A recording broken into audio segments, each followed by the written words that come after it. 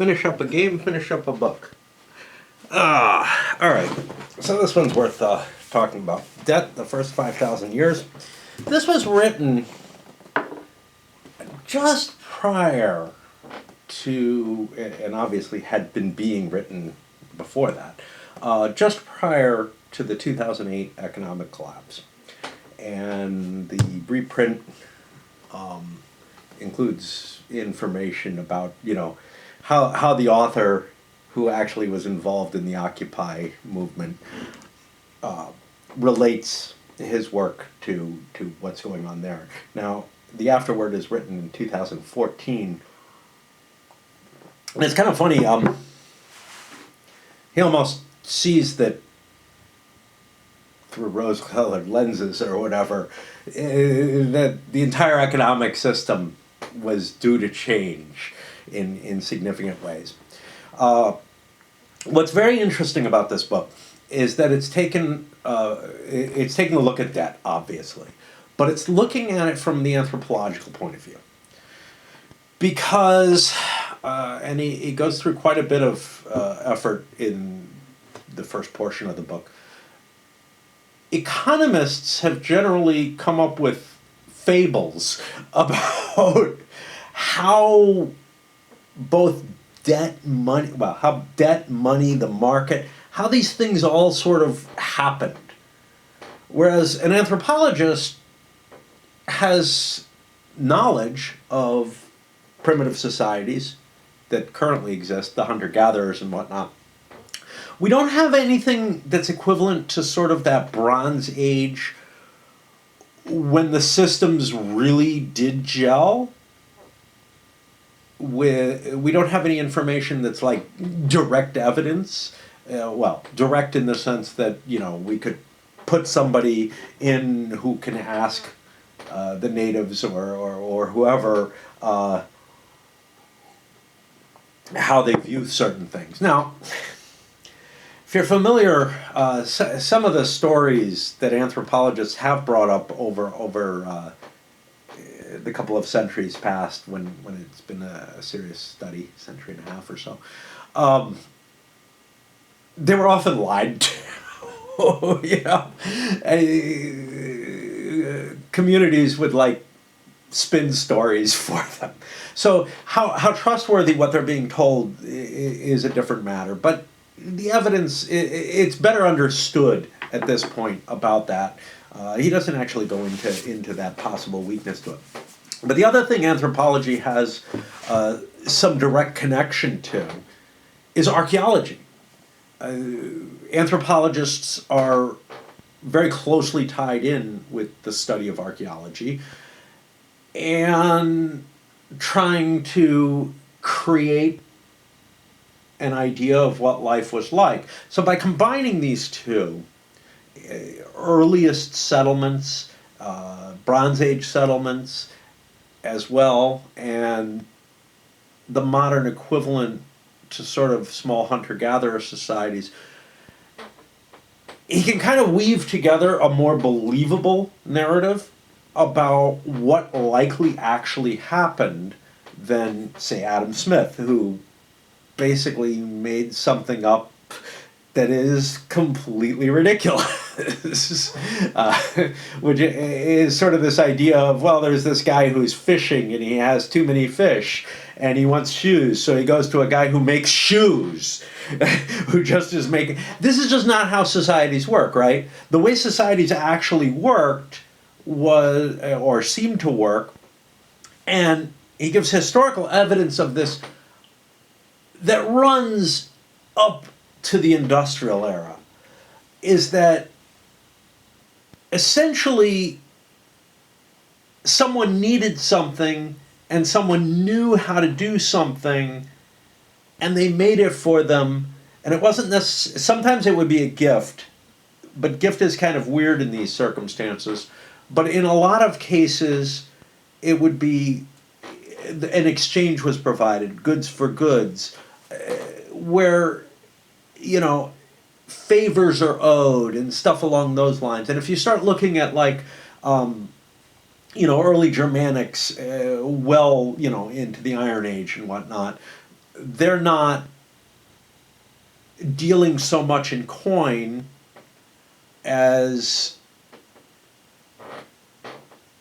the idea that, like, you know, there'd be a strong man or such who provides what his followers need, who, you know, has a blacksmith who's just there and does his blacksmithing and gives it out. And it's not like, well, I'll give you some fish for this. No, and the sort of feudal societies and whatnot sort of built off of this, where what were traditional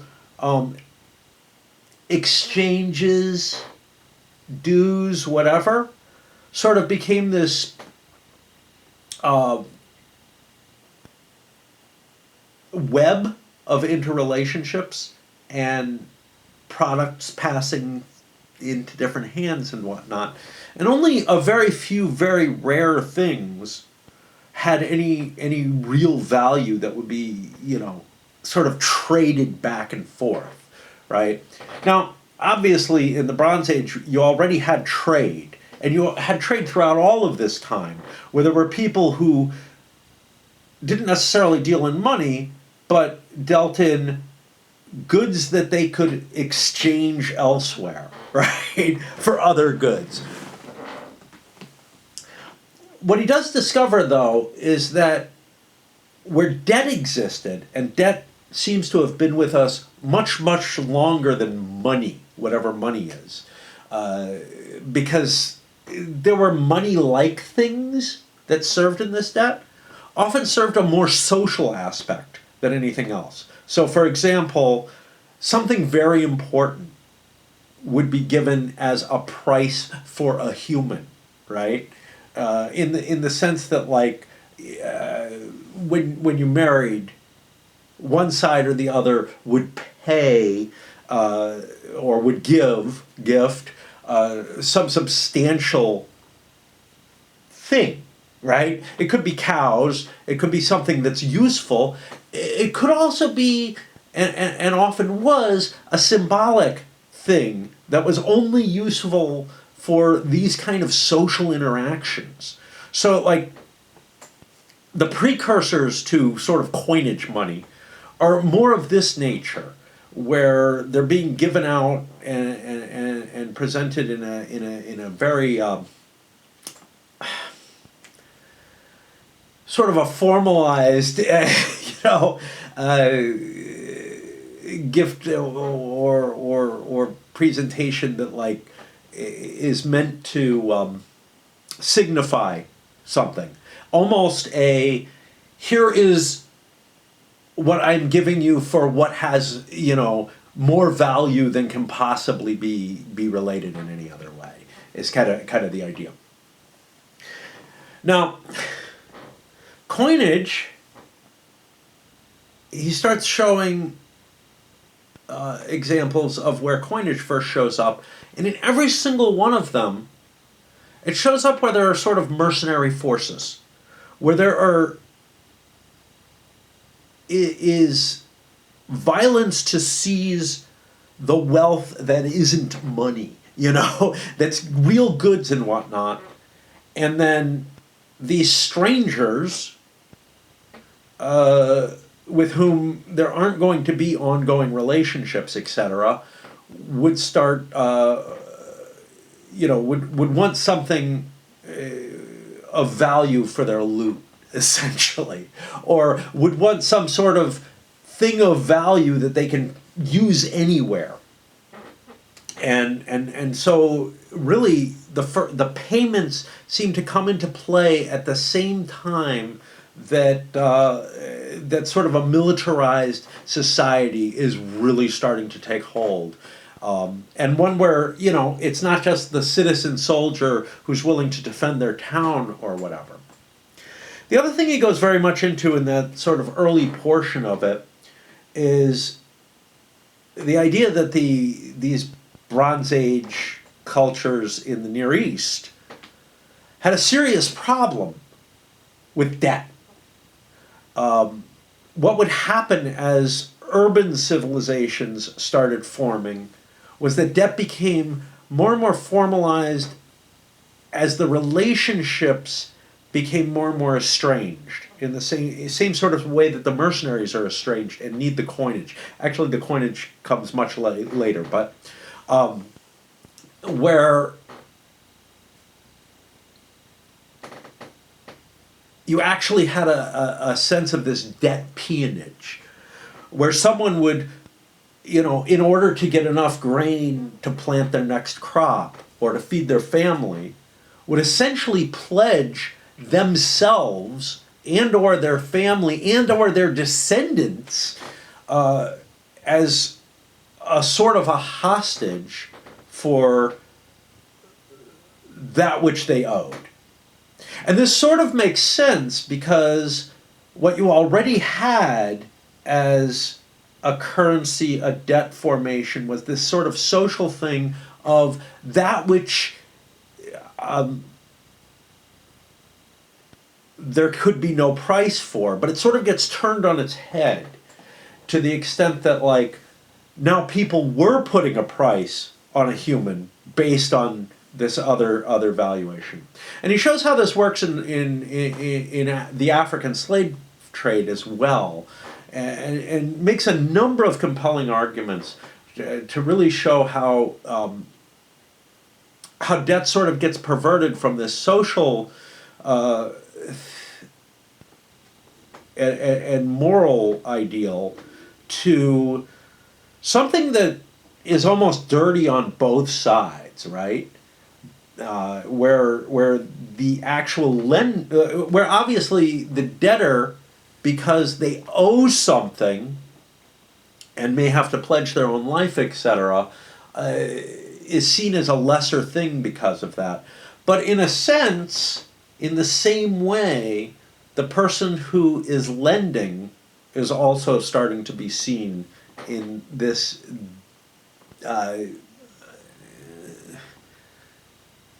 unpalatable light in a lot of ways, which is why you start seeing things like, the church having proclamations against Christians lending for interest.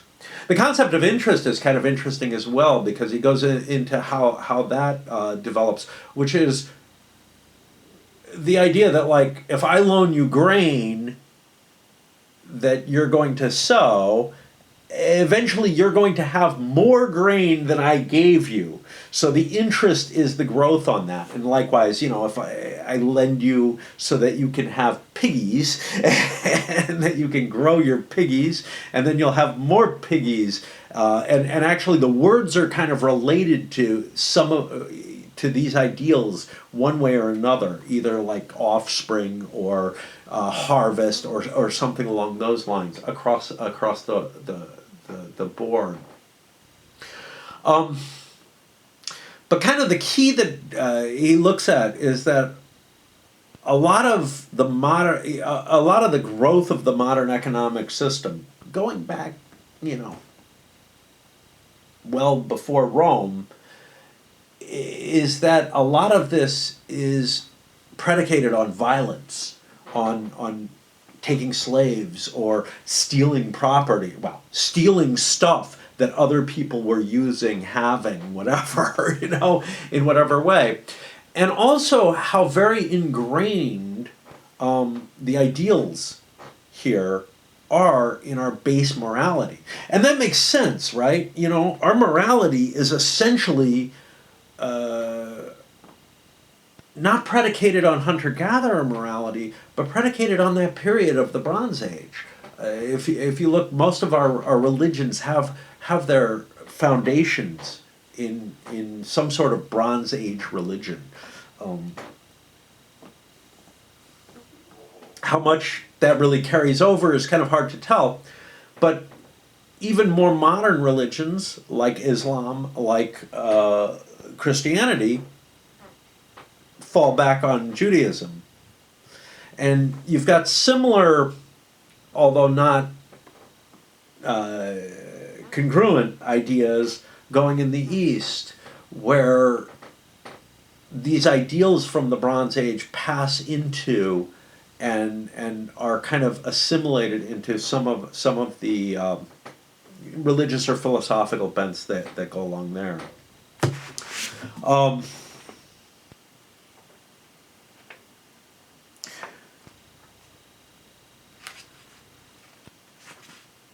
he doesn't look with good light towards any of sort of the imperial eras, the eras where that we kind of look at more positively. So he takes a view of like Rome. I don't know if it's evil, but as similar to our current situation in more ways than not, and that if you sort of peel away and you go into the Dark Ages more, you start seeing something where relationships fade back towards what they were prior to the large quantities of coinage that were in place.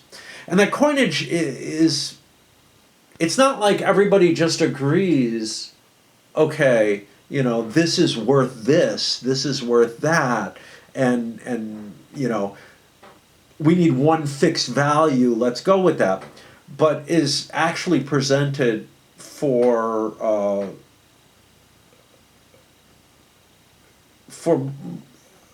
couple of reasons by these sort of more powerful states. One of which is the payment of these semi-mercenary or truly mercenary forces, and another is, you know, and these are forces where, you know, they're not providing anything. The military is not actually providing anything except conquest and or defense, and more conquest because, you know, the citizen soldiery makes sense for defense through most periods of time.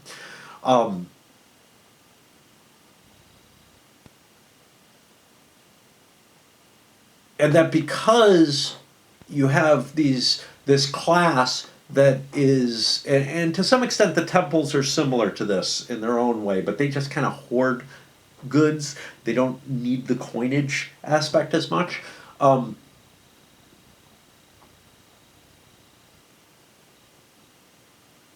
Because you have a non-productive class in place that needs to be sustained, and it's quite large. It's not like, you know, your knight's retinue,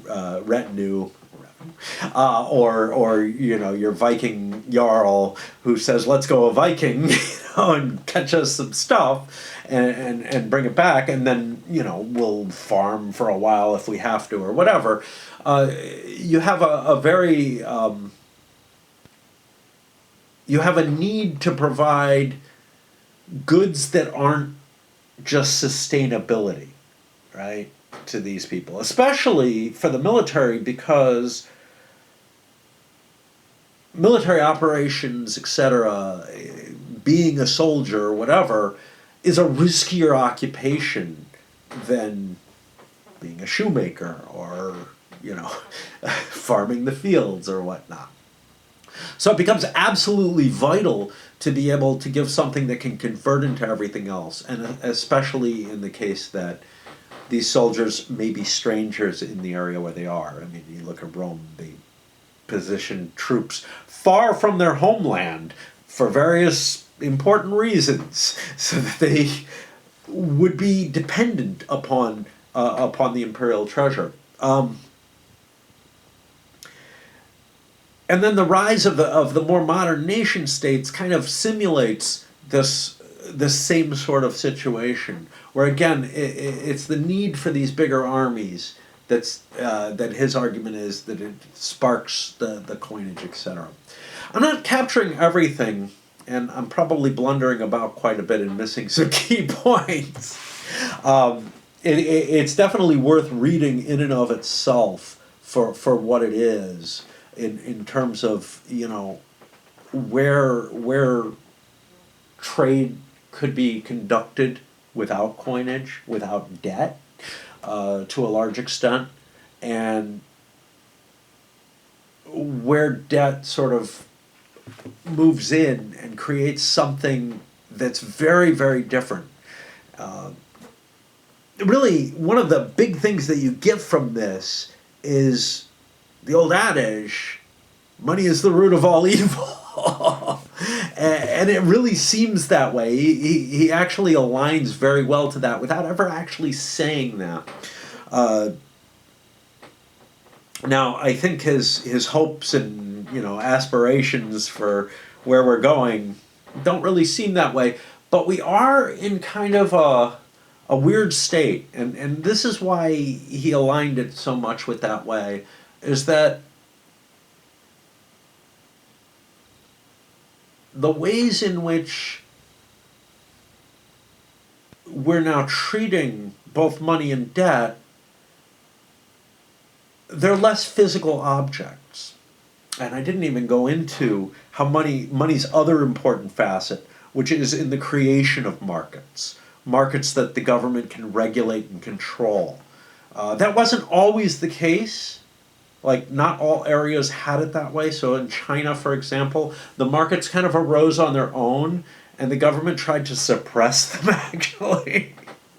So that's kind of weird, but then eventually bought into them and said, okay, but if there's going to be money passing hands, it's not going to be this this thing that is market driven truly, but is actually going to be state controlled. So in a lot of ways, there is no free market, right? The market is a creature of the state, is one of his other arguments that comes through in this. And it's very interesting because, what you always hear is things like free market capitalism. Well, you don't have that, right? And the heart of that, and this is me, again, he doesn't say this. He doesn't say a lot of the things I'm saying. I'm kind of capturing a lot of what I'm getting from it instead. Is that money, and maybe to some extent debt, but it's hard to tell on which side, is power, right? Power over controlling other people being able to do things one way or another, whether they're your slaves, whether they're your employees, whether they're a craftsman who needs your custom in order, to be able to trade for the other things that he needs. And that's where things really get interesting. Because the truth of the matter is, and it's brought up in a nice little parable here that I'm going to read, I guess, to you. There's a lot of notes. This is a serious scholarly work, I guess.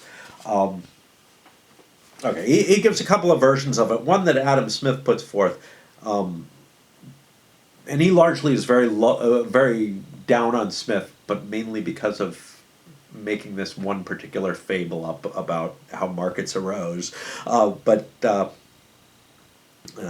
he's attributing this to Marshall Solins, an anthropologist.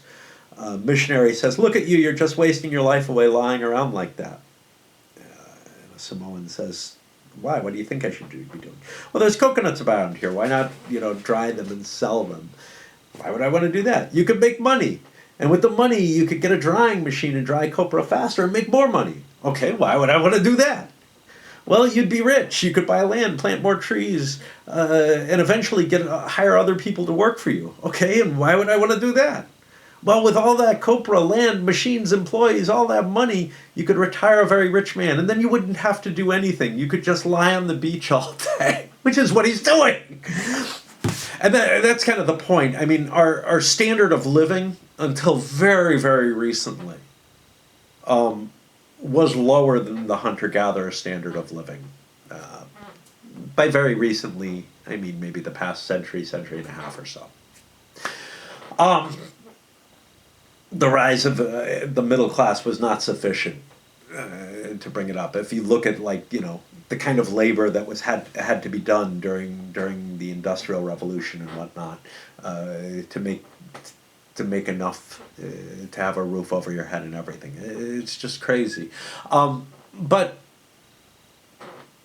it does point out an interesting thing. There are just people who have accumulated so much wealth that they could never use it, except that it is a game of power when it comes down to it. It's its own thing, it's pathological. And at heart, yeah, that then is maybe not the root of all evil. There still will be other evils, right? You know, someone desires something, they kill someone and take it, you know, or whatever.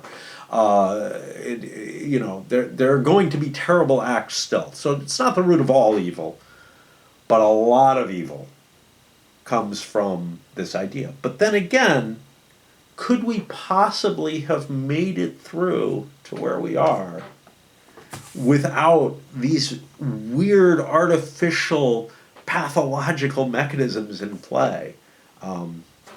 And you know, he doesn't really go into that. I'm sure he thinks that we could not have made it to this kind of technological position. But the question then is, hey, what's next? You know, and because he believes we're at this weird place where money's no longer so much representing anything, right? There's no longer a gold standard. For the past 50 years, there hasn't been anything like that. All money's been free floating. And essentially, banks are creating money as much as they like so that they can loan it out, you know? It's just made up shit. It's not like the Treasury is printing out X amount of bills. That actually doesn't really matter, right? The banks are producing money in ways that, like, you know, is just sort of, it's all this ephemeral stuff. It's just this weird bookkeeping practice that's very, very similar in a lot of ways to the bookkeeping practices that you'll see in very primitive societies. Yes, it's much, much more complicated. There's all these, you know, things that drive it, but in a lot of ways it's kind of returning to that. So he has this, I guess, ideal or hope that we're going to see a very different world somehow. I'm not seeing signs of it. I'm really not. You know, I think he's looking at an idealism of that Occupy movement in conjunction with, hey, look, we don't have the kind of economy that we had between 1700 and 1970, right? Something very different is happening. I don't think that something very different is something to necessarily look forward to. I think, if anything, it will be a further ugliness. And one of the other things from the ancient times, and you know, I mentioned the church. The church had jubilees regularly, where all debt was wiped out, right? But that goes back to the Bronze Age. That goes back to Sumeria, and the debt peonage idea. The problem with the debt peonage was that the state, who was the overall arbiter of all of the markets, of the money, of everything, who has the ultimate military power in a particular area, well, what they saw was people would pledge themselves for their debts, or they would pledge their family, and then they would just fade into the countryside and leave and go on and become shepherds or something for a while. A couple generations, somebody would come back, but there's no debt anymore at that point. So it became kind of necessary to put this into place. And you see something similar. Unfortunately, you had formalized peonage situations like serfdom that also happened. Anyway, I enjoyed reading this. I know I'm not giving a very good overview of it. I can't really do that. I didn't find that there was a simple, singular thing, you know. But like the concept of like honor, right? At one point, one was honorable by keeping their word, by doing things, whatever. But then debt sort of moves into that, and you lose honor